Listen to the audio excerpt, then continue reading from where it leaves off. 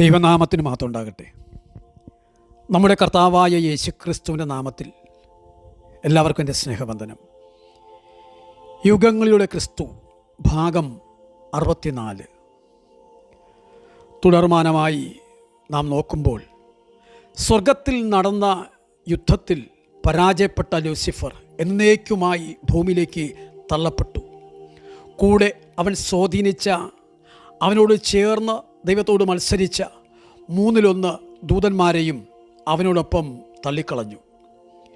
എന്നാൽ അവൻ്റെ വീഴ്ച വലിയതായിരുന്നു എന്ന് പറഞ്ഞാൽ, അവനുണ്ടായിരുന്ന എഹെസ്കേൽ 28 നാം നേരത്തെ കണ്ട എല്ലാ അധികാരങ്ങളും നഷ്ടപ്പെടുന്ന, അതോടൊപ്പം തന്നെ അവനെ ആവരണം ചെയ്തിരുന്ന അരുണോദയ പ്രഭാവലയം നഷ്ടപ്പെട്ടു. അവനെ സൃഷ്ടിച്ച നാൾ മുതൽ ഏതു നിലയിലും എല്ലാ ദൂതന്മാരിലും വെച്ച് തികഞ്ഞവനായിരുന്നല്ലോ. എന്നാൽ ദൈവത്തിന് അവന് വളരെ ഇഷ്ടവുമായിരുന്നു. അതുകൊണ്ടാണല്ലോ അവന് ശുക്രൻ അഥവാ ഉദയനക്ഷത്രം എന്ന പേര് തന്നെ നൽകിയിരുന്നത്. അവനിൽ വ്യാപരിച്ചിരുന്ന പ്രകാശം നിറഞ്ഞ ആ അതിവെളിച്ചവും, അവൻ്റെ മനോഹരമായ ഹിമം പോലെ വെളുത്ത ചിറകുകളും, വൈരം പോലെ പ്രകാശപൂർണമായ കണ്ണുകളും, തങ്കനിറത്തിലുള്ള തലമുടിയും, ആരെയും ആകർഷിച്ചിരുന്ന ആകാരവടിവും, അവനുണ്ടായിരുന്ന ധാരാളം കഴിവുകളും, ഇതൊക്കെയും അവനെ ഒരു അഹങ്കാരിയാക്കി തീർത്തു. ഇപ്പോൾ എല്ലാം നഷ്ടപ്പെട്ടവനായി ഭൂമിയിൽ നിപതിച്ചു. ചുരുക്കി പറഞ്ഞാൽ, അവനിപ്പോൾ വെളിച്ചം സ്വയം കൊണ്ടുവരാൻ കഴിയുന്ന ലൂസിഫർ എന്ന പേരിന് പോലും അർഹനല്ല.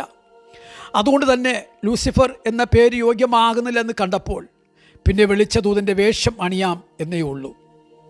അവൻ്റെ വീഴ്ചയെക്കുറിച്ച് യെശയ്യാ 14 അധ്യായത്തിൻ്റെ 12 തുടർമാനമായി 17 വരെ ഇങ്ങനെ നാം വായിക്കുന്നു: അരുണോദയ പുത്രനായ ശുക്ര, നീ എങ്ങനെ ആകാശത്തു നിന്ന് വീണു?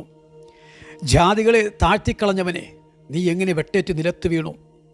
ഞാൻ സ്വർഗത്തിൽ കയറും, എൻ്റെ സിംഹാസനം ദൈവത്തിൻ്റെ നക്ഷത്രങ്ങൾക്ക് മീതെ വയ്ക്കും. ഉത്തരദിക്കിൻ്റെ അതിർത്തിയിൽ സമാഗമ പർവ്വതത്തിന്മേൽ ഞാനിരുന്നരുളും. ഞാൻ മേഘോന്നതങ്ങൾക്ക് മീതെ കയറും, ഞാൻ അത്യുന്നതനോട് സമനാകുമെന്നല്ലോ നീ ഹൃദയത്തിൽ പറഞ്ഞത്. എന്നാൽ നീ പാതാളത്തിലേക്ക്, അതെ, നാശകൂപത്തിൻ്റെ അടിയിലേക്ക് തന്നെ വീഴും. നിന്നെ കാണുന്നവർ നിന്നെ ഉറ്റുനോക്കി ഭൂമിയെ നടുക്കുകയും രാജ്യങ്ങളെ കുലുക്കുകയും ഭൂതലത്തെ ഒരു മരുഭൂമി പോലെ ആക്കുകയും അതിലെ പട്ടണങ്ങളെ ഇടിച്ചു കളയുകയും തൻ്റെ ബദ്ധന്മാരെ വീട്ടിലേക്ക് അഴിച്ചുവിടാതിരിക്കുകയും ചെയ്തവൻ ഇവനല്ലയോ എന്ന് നിരൂപിക്കും. ഈ പറയപ്പെടുന്ന വാക്യങ്ങളിൽ നിന്നും അവൻ്റെ വീഴ്ചയിൽ അന്നുണ്ടായിരുന്ന ഭൂമി അവനോടൊപ്പം തന്നെ പാഴും ശൂന്യവുമായി. അന്നവിടെ ഉണ്ടായിരുന്ന മനോഹര ഉദ്യാനവും മന്ദിരങ്ങളും ഒക്കെയും തീക്കിരയായി എന്ന പോലെ അതിലെ പട്ടണങ്ങളെല്ലാം ഇടിഞ്ഞുപോയി. ഭൂമി വലിയൊരു ഭൂകമ്പത്തിലൂടെ തകർന്നു. ഭൂതലം ഒരു മരുഭൂമി പോലെയായി. അതോടൊപ്പമുള്ള ദൂതഗണങ്ങളെ അവൻ്റെ ആജ്ഞാനുവർത്തികളാക്കി അവൻ മാറ്റി.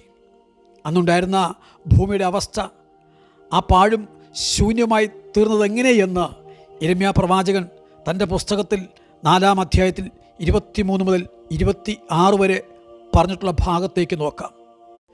ഞാൻ ഭൂമിയെ നോക്കി, അങ്ങനെ അതിനെ പാഴും ശൂന്യവുമായി കണ്ടു. ഞാൻ ആകാശത്തെ നോക്കി, അതിന് പ്രകാശം ഇല്ലാതെയിരുന്നു. ഞാൻ പർവ്വതങ്ങളെ നോക്കി, അവ വിറയ്ക്കുന്നത് കണ്ടു. കുന്നുകൾ എല്ലാം ആടിക്കൊണ്ടിരുന്നു. ഞാൻ നോക്കി, ഒരു മനുഷ്യനെയും കണ്ടില്ല. ആകാശത്തിലെ പക്ഷികളൊക്കെയും പറന്നുപോയിരുന്നു. ഞാൻ നോക്കി, ഉദ്യാനം മരുഭൂമിയായി തീർന്നിരിക്കുന്നു. അതിലെ പട്ടണങ്ങളൊക്കെയും യഹോവയാൽ അവൻ്റെ ഉഗ്രകോപം ഹേതുവായി ഇടിഞ്ഞു പോയിരിക്കുന്നു. ഇങ്ങനെ പാഴും ശൂന്യവുമായി തീർന്ന ഈ ഭൂമിയെയാണ് ഉൽപ്പത്തി പുസ്തകത്തിൻ്റെ പ്രാരംഭത്തിൽ നാം കാണുന്നത്. ആദിയിൽ ദൈവം ആകാശവും ഭൂമിയും സൃഷ്ടിച്ചു. ഭൂമി പാഴും ശൂന്യവുമായിരുന്നു എന്ന ഈ പ്രസ്താവന ആദമിനെ ദൈവമാക്കിയ ഇന്നത്തെ ഭൂമിയെക്കുറിച്ചുള്ളതല്ല. ആദ്യ ഭൂമി പാഴും ശൂന്യമായി തീർന്നുള്ളതാണ് നാം ഇപ്പോൾ കണ്ടത്. അതിനുള്ള കാരണം ഉൽപ്പത്തി പുസ്തകത്തിൽ ആ ഭാഗത്ത് വെളിപ്പെടുത്തിയിട്ടില്ല. എത്ര കാലം പാഴും ശൂന്യമായി കിടന്നു എന്നും വെളിപ്പെടുത്തിയിട്ടില്ല. തുടർന്ന് അടുത്ത ഭാഗത്തേക്ക് വരാം. ദൈവം അനുഗ്രഹിക്കട്ടെ.